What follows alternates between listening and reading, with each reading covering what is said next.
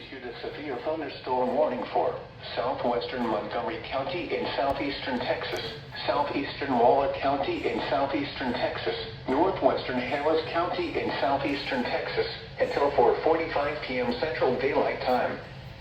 At 3:54 p.m. Central Daylight Time, a severe thunderstorm was located near Patterson, Oregon, 8 miles north of Brookshire, moving northeast at 30 miles per hour. Hazard, 60 miles per hour wind gusts and quarter-size hail. Source, radar indicated. Impact, hail damage to vehicles is expected.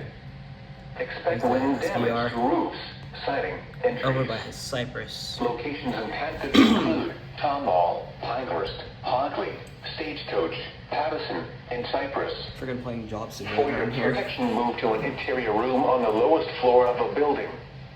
Torrential rainfall is occurring with this storm and may lead to flash flooding. Do not drive your vehicle through flooded roadways.